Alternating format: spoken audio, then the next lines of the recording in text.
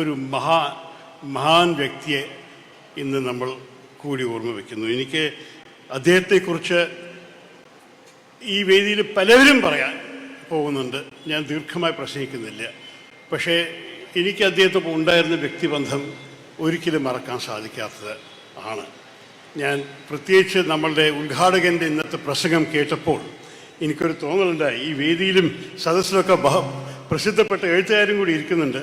ഞാൻ താങ്കളോട് അഭ്യർത്ഥിക്കുന്നു സുധീരൻജി, താങ്കൾ അനുഭവിച്ച ഈ ചരിത്രത്തിന് ഞങ്ങളോട് ഇത്ര നന്നായി പറഞ്ഞു എന്ന് മാത്രമല്ല, ഇതൊന്ന് എഴുതി താങ്കൾ അതൊരു പുസ്തകമാക്കണം.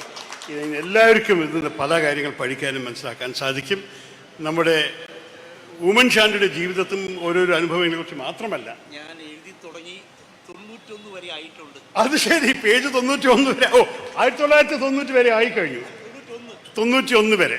അപ്പോൾ ഇനിയും ഈ 35 വർഷം അദ്ദേഹം നന്നായി പൂർത്തിയാക്കട്ടെ, നമ്മളെല്ലാവരും വായിക്കാനിരിക്കും. എനിക്കറിയാം പലവരും ഇരിക്കുന്നുണ്ട് സംസാരിക്കാൻ, അതുകൊണ്ട് ഞാൻ ആകെ ഇന്ന് 2 പോയിന്റ് പറയാനേ ആഗ്രഹിക്കുന്നുള്ളൂ. എന്തായാലും സ്ഥലത്തിൻ്റെ MP ആയ കാരണം എനിക്ക് ഇനിയും 2 ചടങ്ങിന് പോകാനുണ്ട്. ഒന്ന്, ഞാൻ ഉദ്ഘാടകനാണ് കുര്യാത്തിയിൽ, അതിനെത്താൻ വൈകിക്കഴിഞ്ഞു. 2 കാര്യങ്ങൾ പ്രത്യേകിച്ച് ഓർക്കുന്നു പറയാനുള്ളത്. ഒന്ന്, നമ്മളെല്ലാവരും ഓർക്കുന്നത് ഒരു ജനകീയ നേതാവാണ്, ഒരു ജനസേവനം ചെയ്ത നേതാവാണ്. സത്യം പറയുകയാണെങ്കിൽ അദ്ദേഹം ജനങ്ങളെ സ്നേഹിച്ചു, ജനങ്ങൾ അദ്ദേഹത്തെയും സ്നേഹിച്ചു. അതിൻ്റെ എല്ലാം വെച്ച് നല്ല ഉദാഹരണമായിരുന്നു അദ്ദേഹത്തെ ജനസമ്പർക്കം പ്രോഗ്രാം. നിങ്ങളെല്ലാവർക്കും ഓർമ്മയുണ്ടാകും, മുഖ്യമന്ത്രി ആയിട്ടും കൂടി 14 ജില്ലാ തലസ്ഥാനത്തിൽ 18 മണിക്കൂർ രാവിലെ മുതൽ അർദ്ധരാത്രി വരെ നിന്നിട്ട് ലക്ഷക്കണക്കിൻ്റെ ആൾക്കാരെ നിവേദനങ്ങൾ മേടിച്ച് ഉടനെ തീരുമാനമെടുത്ത് ഒപ്പിട്ട് കൊടുത്ത മുഖ്യമന്ത്രി.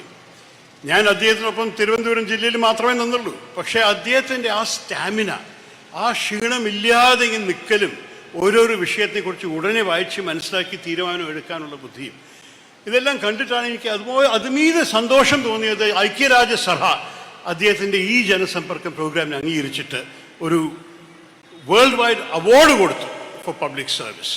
അങ്ങനെ ഒരു വ്യക്തിയായിരുന്നു നമ്മുടെ മുഖ്യമന്ത്രി. നമ്മളെല്ലാവരും എത്ര വലിയ ഭാഗ്യമായിരുന്നു, ഒരിക്കലും മറക്കാൻ സാധിക്കില്ല. ഈ 14 ജില്ലയിലും അദ്ദേഹം ചെയ്ത ശേഷം ഞാൻ അദ്ദേഹത്തെ കണ്ടൊരു ചോദ്യം ചോദിച്ചു. എന്തായിരുന്നു താങ്കൾ ഇത്ര ലക്ഷക്കണക്കിന് മലയാളികളെ കണ്ടുവല്ലോ, എന്തായിരുന്നു ജനങ്ങളുടെ പ്രധാനപ്പെട്ട ആവശ്യം? ഞാൻ വിചാരിച്ചു അദ്ദേഹം 3-4 കാര്യങ്ങൾ പറയുന്നത്. അദ്ദേഹം ഒരു സെക്കൻഡ് കൂടി ചിന്തിച്ചില്ല, ആരോഗ്യ പ്രശ്നങ്ങളായിരുന്നു. ഭൂരിപക്ഷം ആൾക്കാർ വന്നത് ആരോഗ്യ പ്രശ്നങ്ങളുണ്ടായിട്ടാണ്. അതുകൊണ്ടാണ് അദ്ദേഹം, നിങ്ങൾ അറിയാമല്ലോ, കാരുണ്യ പദ്ധതി, വേറെ പല ഹെൽത്തിൻ്റെ ബന്ധപ്പെട്ടുള്ള ഓരോരോ പ്രോഗ്രാംസും സബ്സിഡൈസും മരുന്നുകളും ഇതെല്ലാം അദ്ദേഹം പ്രഖ്യാപിച്ചത് ആ കാര്യം മനസ്സിലാക്കിയിട്ടാണ്. ജനങ്ങളുടെ സ്വന്തം ആവശ്യങ്ങളും ബുദ്ധിമുട്ടുകളും അദ്ദേഹം കണ്ടിട്ടാണ് ഈ തീരുമാനം എടുത്തത്. അതുകൊണ്ട് പ്രത്യേകിച്ച് അദ്ദേഹത്തിൻ്റെ പേരിൽ ഇപ്പോൾ നമ്മുടെ പുതിയ കോൺഗ്രസ് സർക്കാർ വന്നിട്ട് അദ്ദേഹത്തിൻ്റെ പേരിൽ 25 ലക്ഷം ഹെൽത്ത് ഇൻഷുറൻസ് പദ്ധതി ഇറക്കിയത്, അത് ശരിക്കും അദ്ദേഹത്തിൻ്റെ പേരിനെ മിന്നുന്ന രീതിയിൽ അദ്ദേഹത്തെ ഹൃദയം മനസ്സിലാക്കി ചെയ്തൊരു പദ്ധതിയാണ്. എനിക്ക് നല്ലോണം അതിനെക്കുറിച്ചൊന്ന് ചിന്തിക്കുന്നു. രണ്ടാമത്തെ ഒരു ഉദാഹരണം നമ്മളുടെ വിഷ്ണുനാഥ് ചൂണ്ടിക്കാണിച്ച് പറഞ്ഞു കഴിഞ്ഞു, വിഴിഞ്ഞം തുറമുഖമാണ്. അതിലെനിക്ക് അദ്ദേഹത്തിനൊപ്പം അടുത്തായിട്ട് പങ്കെടുക്കാൻ ഒരു സാധ്യത ഉണ്ടായിരുന്ന കാരണം ഞാൻ വിഷ്ണുനാഥ് പറഞ്ഞതിനെ 100% അണ്ടർലൈൻ ചെയ്ത് പറയുന്നു, ഇതായിരുന്നു സത്യം. ഈ തുറമുഖനെ കുറിച്ച് ആര് എന്ത് ആവശ്യപ്പെട്ടാലും എനിക്കറിയാം ശ്രീ ഉമ്മൻചാണ്ടിയുടെ ആ ഡ്രൈവ് കൊണ്ടാണ്, ആ അത്രത്തോളം ഡിറ്റർമിനേഷൻ കൊണ്ട് ചെയ്തിട്ടാണ് ഈ തുറമുഖം യാഥാർത്ഥ്യമായത്.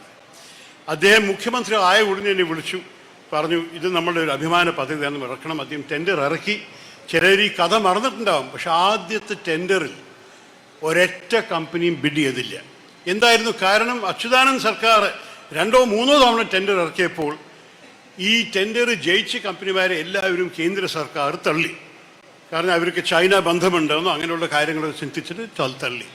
അപ്പോൾ വേറെ ആരും ഉണ്ടായിരുന്നില്ല. അങ്ങനെയാണ് ശ്രീ ഉമ്മൻചാണ്ടി എന്നോട് പറഞ്ഞത്, നിങ്ങൾ എന്തായാലും ദേശീയ അന്താരാഷ്ട്രീയ വ്യക്തിബന്ധങ്ങൾ ഉപയോഗിക്കുന്നത് വേണം, ഇത് കേരളത്തിലുള്ള നാണക്കേടായിരിക്കും സംഭവിച്ചത് പറഞ്ഞിട്ട് അദ്ദേഹം എന്നെ അയച്ചു. ആ സമയത്താണ് അദ്ദേഹം ഒരു 2ാം ടെൻഡർ ഇറക്കാൻ തീരുമാനിച്ചത്. ആദ്യത്തെ 2-3 ദിവസം ഞങ്ങൾ, എൻ്റെ ഓർമ്മയിൽ 10 ദിവസമായിരുന്നു കൊടുത്തിരുന്ന ടെൻഡറിൽ ബിഡ് ചെയ്യാൻ, ആരും ബിഡ് ചെയ്തില്ല.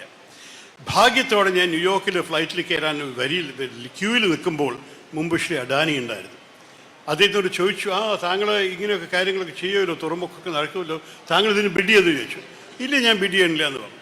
ഞാൻ പറഞ്ഞു, ഞാൻ നിങ്ങളോട് സംസാരിക്കട്ടെ പറഞ്ഞിട്ട് ഫ്ലൈറ്റിൽ അദ്ദേഹത്തിന് ഇരുന്നിട്ട് വിഴിഞ്ഞത്തിൻ്റെ ഓരോരോ ഗുണങ്ങളും ഞങ്ങളുടെ സർക്കാരിൻ്റെ പിന്തുണയും ഒക്കെ ചൂണ്ടിക്കാണിച്ചപ്പോൾ ഫ്ലൈറ്റിൻ്റെ അവസാനം അദ്ദേഹം പറഞ്ഞു, ഞാൻ ന്യൂയോർക്കിൽ ഇറങ്ങുമ്പോൾ തന്നെ ഞാൻ എൻ്റെ കമ്പനിയോട് ടെൻഡർ ഡോക്യുമെൻ്റ് മേടിക്കാൻ പറയാം. അങ്ങനെയാണ് അഡാനി ബിഡ് വന്നത്. ഞാൻ ശ്രീ ഉമ്മൻചാണ്ടിയോട് എല്ലാം നേരിട്ട് പറഞ്ഞ കാര്യം അദ്ദേഹം പറഞ്ഞു, ഇത് നമ്മുടെ സംസ്ഥാനത്തിൻ്റെ ആവശ്യമാണ്, ഇതിനെക്കുറിച്ച് രാഷ്ട്രീയ ചിന്തയില്ല, വികസനമാണ് വേണ്ടത് പറഞ്ഞിട്ട് അദ്ദേഹം ധൈര്യമായി നിന്നു. അതുമാത്രമല്ല, ഞങ്ങളുടെ പാർട്ടിയുടെ അകത്തുള്ള ചില ചിന്തകളുണ്ടായിരുന്നു. ആ സമയത്ത് അദ്ദേഹം സംസാരിച്ചു എന്ന് മാത്രമല്ല, ആവശ്യപ്പെട്ടിട്ട് എന്നെ ഡൽഹിയിൽ നമ്മളുടെ ഹൈക്കമാൻഡിനോട് സംസാരിച്ച് കാര്യങ്ങൾ മനസ്സിലാക്കിക്കാൻ പറഞ്ഞു. ഇങ്ങനെയാണ് ഈ വിഴിഞ്ഞം പദ്ധതി യാഥാർത്ഥ്യമായത്. അതിൻ്റെ ഓരോരോ സ്റ്റേജിലും അത് പാവപ്പെട്ടവർ, നമ്മുടെ മത്സ്യത്തൊഴിലാളികൾ എല്ലാവർക്കും കോമ്പൻസേഷൻ കൊടുക്കുന്ന തീരുമാനങ്ങൾ, ക്യാബിനറ്റിൽ നല്ലൊരു പദ്ധതി പാസ്സാക്കൽ, അതിനൊരു നല്ല പണം മാറ്റിവെക്കൽ, ഇതെല്ലാം ശ്രീ ഉമ്മൻചാണ്ടി ചെയ്തു. അദ്ദേഹം നിങ്ങളെല്ലാവരും ഒരു 5 വർഷം കൂടി കൊടുത്തിട്ടുണ്ടെങ്കിൽ ഈ തുറമുഖം ഒരു വിവാദമില്ലാതെ എല്ലാവരെയും സന്തുഷ്ടമാക്കിയിട്ട് മുന്നോട്ട് കൊണ്ടുപോകാൻ സാധിച്ചിട്ടുണ്ടാകും.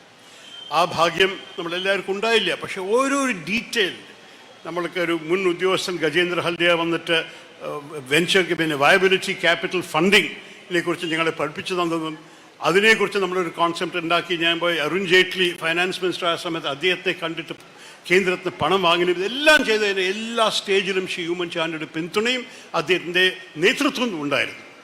അതുകൊണ്ട് ഇന്ന് നമ്മൾ ശ്രീ ഉമ്മൻചാണ്ടിയെക്കുറിച്ച് ഓർക്കുമ്പോൾ എല്ലാവരും പറയാൻ പോണത്, അദ്ദേഹം നമ്മളുടെ ജനങ്ങളുടെ ഹൃദയത്തിൽ ജീവിച്ചുകൊണ്ടിരിക്കുന്നുണ്ട്. അദ്ദേഹത്തിൻ്റെ ഓർമ്മകൾ നമ്മളെല്ലാവരെയും മനസ്സിലും നമ്മളെല്ലാവരെയും ഹൃദയത്തിലുണ്ട്. അത് സത്യമാണ്. പക്ഷേ വരാൻ പോകുന്ന തലമുറയ്ക്ക് അദ്ദേഹത്തിൻ്റെ ആ ജനസ്നേഹവും ആ ജനസേവനവും കാണാത്തവർക്ക് എങ്ങനെയാണ് നമ്മൾ അദ്ദേഹത്തിനെ ഓർക്കാൻ വേണ്ടി ഒരു ഒരു ഒരു പെർമനൻ്റ് ആയിട്ട് ഒരു ഡിസ്പ്ലേ കാണിക്കാൻ ചോദിച്ചാൽ, എൻ്റെ അഭിപ്രായത്തിൽ ഞാൻ ഒരു മന്ത്രിയുടെ മുമ്പിലും പറയുന്നു, വിഴിഞ്ഞം തുറമുഖിൽ തന്നെ ഉമ്മൻചാണ്ടിയുടെ ഒരു പ്രതിമ നമ്മൾ കെട്ടിക്കൊടുക്കണം. അതാണ് എൻ്റെ അഭ്യർത്ഥന നമ്മളുടെ സംസ്ഥാന സർക്കാരിനോട്. ഞാൻ മുഖ്യമന്ത്രിക്ക് എഴുതാൻ പോവുകയാണ്. ഒരു പ്രതിമ എന്ന് പറഞ്ഞാൽ ഈ ഐഡിയ കൊണ്ടുവന്ന് നയിച്ച് യാഥാർത്ഥ്യമാക്കാൻ വെച്ച് എല്ലാം വെച്ച് കൂടുതൽ ത്യാഗം ചെയ്ത ഒരു നേതാവാണെങ്കിൽ അത് ശ്രീ ഉമ്മൻചാണ്ടിയാണ്. ആ സ്ഥലത്തിൽ ആരും വിളക്കാൻ സാധിക്കാത്തൊരു നല്ലൊരു നോൺ പൊളിറ്റിക്കലായിട്ട് വികസനത്തിൻ്റെ പേരിൽ ഒരു ഉമ്മൻചാണ്ടി പ്രതിമ നമ്മൾ വിഴിഞ്ഞത്ത് കെട്ടിയാൽ അതിൽ അദ്ദേഹത്തിൻ്റെ ഓർമ്മയും അദ്ദേഹത്തിൻ്റെ മുഖവും നമ്മൾ എല്ലാവരുടെയും മുമ്പിൽ നിൽക്കും. ഇനി വരാൻ പോകുന്ന പല തലമുറയ്ക്ക് കാണാൻ സാധിക്കുന്നതാണ് എൻ്റെ വിശ്വാസം. അത് മാത്രമേ ഞാൻ പറയാൻ ആഗ്രഹിക്കുന്നുള്ളൂ. അദ്ദേഹത്തെക്കുറിച്ച് 100,000 കാര്യങ്ങൾ പറയാനുണ്ട്. വേദിയിൽ കുറേ ആൾക്കാർ ഇരിക്കുകയും ചെയ്യുന്നുണ്ട് പറയാൻ. ഞാൻ അടുത്ത ചടങ്ങിലേക്ക് ഓടി പോകാനുള്ള കാരണമായി ഞാൻ അധ്യക്ഷനോട് അനുവാദം മേടിച്ചിട്ട് വേദിയിൽ നിന്ന് ഇറങ്ങുന്നു. പക്ഷെ ഒരിക്കലും കൂടി ഞാൻ പറയട്ടെ, നമ്മളാരും അദ്ദേഹത്തെ ഒരിക്കലും മറക്കില്ല. അതുകൊണ്ടാണ് നിങ്ങൾ എല്ലാവരും കൂടെ കൂടിയിരിക്കുന്നത്. പക്ഷെ ഇനി വരാൻ പോകുന്ന തലമുറകളും അദ്ദേഹത്തിനെ ഒരിക്കലും മറക്കരുത്. അദ്ദേഹം ചെയ്ത സേവനം, അദ്ദേഹം ചെയ്ത ഓരോരോ കോൺട്രിബ്യൂഷൻ നമ്മുടെ മനസ്സിലും എപ്പോഴും ഉണ്ടാവട്ടെ എന്ന് കൂടി പറഞ്ഞിട്ട് ഒരു ഹൃദയം നിറഞ്ഞ പ്രണാമത്തോടെ ഞാൻ എൻ്റെ വാക്കാനുസരിച്ച് ചെയ്യുന്നു. നന്ദി, നമസ്കാരം, ജയ്.